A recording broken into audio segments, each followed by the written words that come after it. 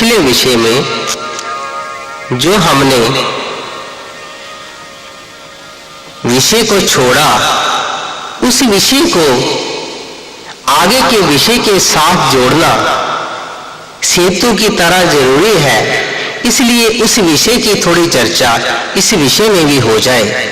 जैसे हमने पिछले विषय में सतयुग के जो नायक राजा हरिश्चंद्र के ऊपर बल दिया, उसकी जो कथा कहानी है, जिसका कारण सत्य रहा, उसको उभारा और उसके उपरांत त्रेता के अवतारी पुरुष भगवान श्री राम जो मर्यादा के सिंबल रहे, उसके विषय को थोड़ा छेड़ा। और इस विषय में हम द्वापर और कलयुग का थोड़ा वर्णन करेंगे। भगवान कृष्ण से लेकर आम मानव तक जो आज की व्यवस्था है, उसके लिए जो मानव है उसका क्या कार्य होना चाहिए। भगवान कृष्ण ने द्वापर का जो समाप्ति थी उसको करते हुए कलयुग को आरंभ किया और उन्होंने अपनी विदाई ली। उन्होंने कैसी कल्पना की होगी कि कलयुग का मानव कैसा होना चाहिए, कलयुग में सत्य कैसा होना चाहिए। क्योंकि जो कलयुग है ये कलात्मक युग होता है, वैज्ञानिक युग होता है। इंसान की इच्छाएं प्रबल हो जाती है, इसमें कपट अधिक आ जाता है। इंसान के भीतर छल, द्वेष, वैर विरोध और ईर्ष्या अपनी प्रबलता को धारण कर लेती है। जैसे ही कलयुग का आरंभ होने वाला था तो महाभारत का युद्ध हुआ। कलयुग के कुछ ही साल पहले महाभारत का युद्ध हुआ। ये कलयुग के आने की संभावना को जता रहा था कि आने वाला युग ऐसा होगा, भाई को भाई मारने के लिए दौड़ेगा, भाई को भाई जो है वो दबाने के लिए दौड़ेगा। एक दूसरे के साथ लोग जेलसी करेंगे, ईर्ष्या करेंगे, द्वेष करेंगे। इसलिए परमात्मा जो है जब वो सृष्टि की रचना करता है तो उसे पता होता है कि किस समय में क्या होने वाला होता है। सतयुग से लेकर कल युग की जो घटनाएं हैं, उन सभी घटनाओं को परमात्मा अपने शरीर के भीतर फीड कर लेता है। जैसे आज कंप्यूटर का युग है, कंप्यूटर में आपको हजारों साल पहले की जो घटना घटित हो चुकी हैं वो भी आपको फिट हुई हुई मिलेगी। जो परमपिता परमात्मा है, जो ब्रह्मांड का रचयिता है, जो सृष्टि का रचयिता है, वो भला कितना बड़ा कंप्यूटर होगा। उसको सभी कुछ याद रखता है। पहले के युगों में कैसी घटनाएं घटी हैं, आगे आने वाले युगों में कैसी घटनाएं घटेंगी, वो सभी उसे पता होता है, सभी का आभास होता है। इसीलिए परमात्मा जब जब जरूरत पड़ती है अपने शरीर द्वारा उत्पन्न करके तरह तरह के महामानवों को इस धरती में भेजता है, जो बाद में अवतारी पुरुष कहलाते हैं। उनके कारनामों द्वारा, उनके अच्छे कार्य किए हुए द्वारा हम उनको भगवान का दर्जा दे देते हैं, हम उनको परमात्मा मानते हैं। इसलिए सृष्टि को चलाने के लिए मानव का कैसा योगदान है। मानव उसमें अपनी जो सहानुभूति है, जो सहायता है, समय समय पर डालता रहता है। इसलिए आगे का जो विषय है उसमें द्वापर की और कलयुग की हम चर्चा करेंगे। द्वापर में जो भगवान कृष्ण ने जन्म लिया उसका क्या कारण था। द्वापर में भगवान कृष्ण को इस पृथ्वी पर क्यों आना पड़ा। लक्ष्मीपति विष्णु को एक साधारण माता के गर्भ में जन्म क्यों लेना पड़ा। मथुरा की जेल में ही जन्म क्यों लेना पड़ा। राजा कंस जो उस समय के शासक अपनी बहना को पीड़ा देते हैं और उसके पति को भी पीड़ित करते हैं, उस समय की परिस्थितियां, उस समय की ऋषियों मुनियों द्वारा हाहाकार भगवान के कानों तक पहुंचती है। विष्णु जो इस ब्रह्मांड के रचयिता है, जो इसको चलाने वाले हैं, जो इसका पालन पोषण करने वाले हैं, वो कभी नहीं चाहते कि मेरे इस बनाए हुए संसार में कोई किसी तरह का दखल दे, लोगों को पीड़ा पहुंचाए। जब उसके बनाए हुए मानवों को, उसके बनाए हुए जीवों को, उसके बनाए हुए इंसानों को पीड़ा होती है, तो परमात्मा खुद इस धरती पर मानव देह को धारण करके अवतरित होते हैं। हम जिसको अवतार कहते हैं। द्वापर में भगवान कृष्ण ने जो जन्म लिया, उसके कारण में भी एक यही कारण था कि उस समय के शासक दुर्योधन, उस समय के शासक कौरव और पांडवों में ऐसा आपस में देश भाव उत्पन्न हुआ कि जिसमें द्वेष, बैर विरोध, कला का आरंभ हो चुका था। और उसी वंश के आखिरी जो राजा हुए, परीक्षित राजा हुए, जिन्हों के समय में ही कलयुग का आरंभ हो चुका था। उस समय के अवतारी पुरुष कहलाने वाले भगवान श्री कृष्ण, जिन्होंने द्वापर में जन्म लिया, मथुरा की जेल में जन्म लिया और उन्हीं द्वारा कंस का वध हुआ, उसके पीछे क्या क्या कारण थे।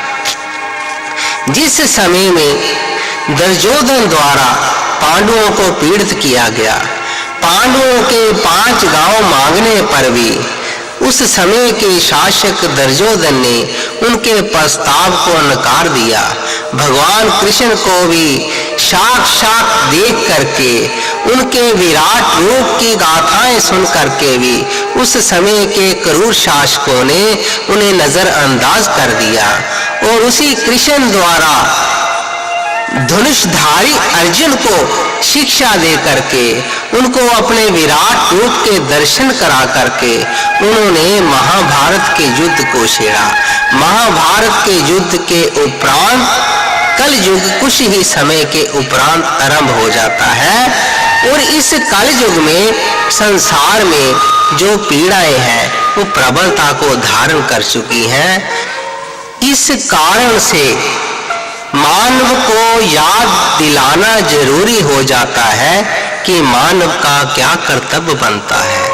वो तभी याद दिलाया जा सकता है जब हम सतयुग की ओर ध्यान दें, त्रेता की ओर ध्यान दें। कल युग से लेकर सतयुग तक जितने भी युग हुए हैं, सतयुग, त्रेता, द्वापर, कल युग का जो पिछला समा बीत चुका है, इसमें भी बहुत अच्छे अच्छे लोग हुए हैं जिन्होंने हमारे देश का मार्गदर्शन किया है, जिसमें बहुत से ऐसे नाम हैं जैसे कि महात्मा बुद्ध, स्वामी विवेकानंद, स्वामी दयानंद, गुरु नानक देव महाराज। ऐसे और भी बहुत से नाम हैं जिनका वारी वारी से वर्णन करना कठिन है। इसलिए आम इंसान को याद दिलाना जरूरी है कि इंसान का परमात्मा के प्रति, इंसान के प्रति, समाज के प्रति उसका क्या कर्तव्य बनता है।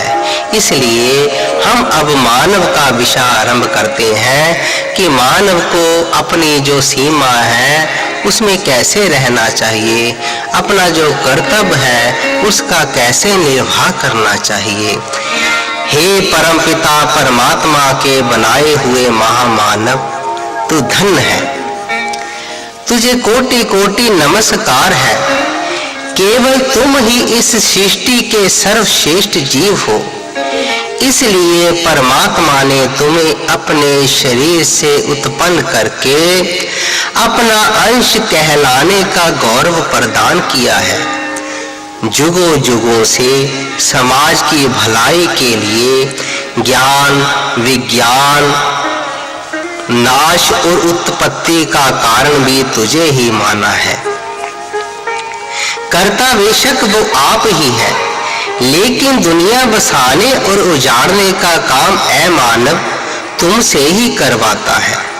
तू चाहे अपनी इस शक्ति का सदुपयोग कर या दुरुपयोग, ये तुझ पर ही निर्भर करता है, लेकिन परमात्मा इसका हिसाब जरूर मांगता है। इंसान को देना भी पड़ता है, इसलिए सोच समझ कर चलने में ही भलाई है। जैसे जामुन के पत्ते कड़वे होते हैं और उस पर लगने वाले फल मीठे और खट्टे, इसलिए ये तेरी इच्छा पर ही निर्भर करता है कि तू क्या बनना चाहता है।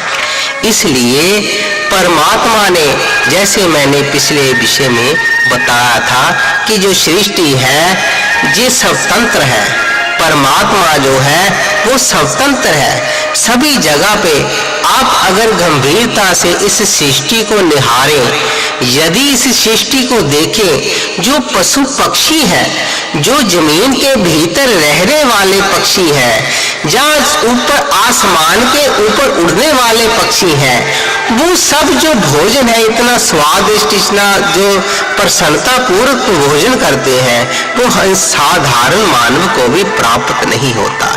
इसलिए जो सृष्टि है वो स्वतंत्र है, उसने किसी को भी ये आज्ञा नहीं दी कि परमात्मा की बनाई हुई सृष्टि में कोई भी इंसान किसी भी तरह का दखल दे, उस पर अपना आधिपत्य स्थापित करे।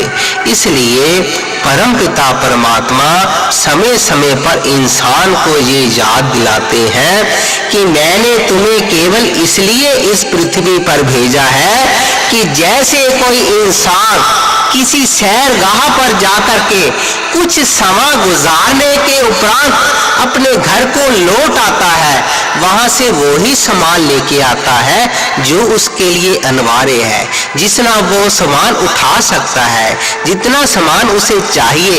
ये नहीं वो इतना सामान इकट्ठा कर ले कि जो वो इंसान सामान को उठाने में समर्थ ना हो। ये ऐसा मजाक जो लोग इस सृष्टि के साथ करते हैं, उन्हें परमात्मा कभी भी नहीं बख्शता। इसलिए उन्होंने कहा है कि जैसे जामुन के पत्ते कड़वे होते हैं और उसके ऊपर लगने वाले फल खट्टे और मीठे होते हैं, जैसे इंसान को परमात्मा बनाता है तो वो इंसान अपने स्वभाव द्वारा लोगों को पीड़ा देता है, उस पीड़ा ही संकट भोगना पड़ता है। तो इसलिए परमात्मा को यदि इंसान दोष देता है तो उसका कसूरवार परमात्मा नहीं है, वो इंसान खुद आप ही है। जैसे परमात्मा ने अलग अलग रसों की उत्पत्ति की है, अलग अलग स्वादों की रचना की है और हर इंसान को खाने की पूर्ण आजादी दी है, कड़वा हो जा मीठा, फीका हो जा खट्टा, जैसे उसने चारों स्वादिष्ट रसों की रचना की है, उसी तरह उसने चारों युगों को बनाया है, जिससे समय समय पर इंसान अपने गुणों द्वारा समाज का निर्माण करता है। जैसे सतयुग में सतोगुण प्रधान होता है, कल युग में तमोगुण, त्रेता और द्वापर युग में रजोगुण प्रधान होता है और सतोगुण इसमें तराजू का काम करता है। कभी इंसान के भीतर सतोगुण उछाल लेता है, कभी तमोगुण उभरता है। यदि इंसान धर्म कर्म के काम करता है, सतोगुणी होकर संत स्वभाव का बन जाता है। यदि छल कपट में संलग्न रहता है तो वो तमोगुणी होकर चोर और लुटेरा हो जाता है। भला इसमें परमात्मा का क्या दोष हुआ? इंसान जो बोएगा वही तो काटेगा। जब इंसान जहर का पेड़ बोएगा तो वो अमृत उसमें कैसे ढूंढ सकता है? जो इंसान जैसा करता है उसे उसका फल वैसा ही भोगना पड़ता है। जैसे मैंने इसमें सत्य रज तम तीनों गुणों का वर्णन किया। ये सत्य रज तम क्या है? ये सत्य रज तम ब्रह्मा विष्णु महेश, ये इनकी प्रेरणा द्वारा ये गुणों की उत्पत्ति होती है। ये इनके संचालन करता है। महाकाली, लक्ष्मी, सरस्वती, ये तीनों इसकी देवियां हैं। ये पूरे संसार में 3 गुणों द्वारा ही संसार का संचालन होता है। पूरा जो मानव है उसके ऊपर इन 3 गुणों का जो प्रभाव रहता है, उसके पीछे इंसान के कार्यशैली काम करती है।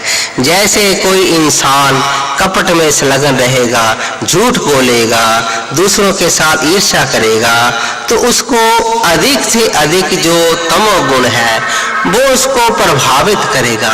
जो इंसान मंदिर में जाता है, पूजा पाठ करता है, ग्रंथ पढ़ता है, नाम सिमरन करता है, गुरु लोगों की सेवा करता है, उसके ऊपर सतोगुण का प्रभाव रहता है। जो इंसान पैसे के पीछे भागता है, केवल पैसे को ही प्रधान मानता है, केवल सिर्फ के पैसे के लिए ही वो जीना पसंद करता है, जिसके पास धन हो उसको ही वो प्रेम करे, उसका ही वो आदर करे, ऐसे आदमी को रजोगुण घेरे रहता है। रजोगुणी आदमी का ये हाल होता है, ना वो घर का रहता है, ना वो घाट का रहता है। इसलिए यदि आप सोचेंगे कि धनवान होना कोई गुनाह तो नहीं, हाँ, धनवान होना गुनाह नहीं। धन के बगैर संसार का संचालन नहीं हो सकता। धन के बिना सृष्टि नहीं चल सकती। धन के बिना मानव को सुख नहीं मिल सकता। परम पिता परमात्मा विष्णु भी ऐश्वर्य को धारण करते हैं, पूरी धन संपत्ति को धारण करते हैं। इसलिए धनवान होना ठीक है, उसमें कोई गलत बात नहीं, लेकिन यदि आप सत्य को छोड़ देते हो तो वो ज्यादा देर तक धनवान जो है सुरक्षित नहीं रह सकता। धन उसके पास ज्यादा देर तक टिका नहीं रह सकता। इसलिए सत्य जो है, सत्य ही केवल सभी रोगों का निदान करता है। सत्य ही जो केवल सारे संसार को सुखदायक बना सकता है। सत्य के लिए ही ब्रह्मा विष्णु महेश संलग्न रहते हैं कि सत्य जो है वो प्रबल बना रहे। ये तीनों जो देवता है इसलिए बनाए जाते हैं कि यदि पाप नहीं होगा तो पुण्य की परिभाषा को कौन समझेगा। जब भी पुण्य नहीं होगा तो पाप की परिभाषा को कौन समझेगा। यदि सुख नहीं होगा तो दुख का कैसे आभास होगा। यदि दुख नहीं होगा तो सुख का कैसे आभास होगा। सुंदरता नहीं होगी तो बदसूरतता जो है उसको कौन देखेगा। यदि बदसूरत होगा तो उसके साथ सुंदरता भी होगी। मीठा होगा तो साथ में खट्टा भी होगा। यदि जल है तो साथ में अग्नि भी है। यदि अग्नि है तो उसे बुझाने के लिए जल है। जब भी जल है तो उसके सुखाने के लिए हवा है और अग्नि है। ऐसे ही जो जो वस्तु परमात्मा बनाता है उसकी जरूरत इस ब्रह्मांड में पड़ती है। इसलिए सत्य रज तम जो है इसकी जो देवता है ब्रह्मा और विष्णु महेश, उनको मान्यता देनी चाहिए, उसका हर समय में ध्यान करना चाहिए। लेकिन वर्तमान समय में हम कलयुग को भोग रहे हैं, इसलिए काल का प्रभाव होने से हमारे ऊपर तमोगुण का अधिक प्रभाव बना रहता है। इसलिए हम किसी बात का निर्णय नहीं कर पाते, सच्चाई बोलने से घबराते हैं। पैसे और संतान मोह में उलझकर हम डरपोक होते जा रहे हैं, अपने कर्तव्य से छुपते फिरते हैं। हम सभी एक दूसरे के मुंह की ओर देखते हैं। सच बोले तो कोई दूसरा, सच बोल के बुरा बने तो कोई दूसरा। इसलिए ऐसी प्रवृत्ति को दूर तभी किया जा सकता है जब हम सत्य की शरण में जाएं, ऐसे गुरुओं की शरण में जाएं जो लोग हमारा मार्गदर्शन कर सके। ऐसे उस्तादों की शरण में पड़ जाएं जो हमें प्रेम करें, परमात्मा का रास्ता दिखला दें, सत्य के पीछे लगा दें और हमसे छल कपट छूट जाए।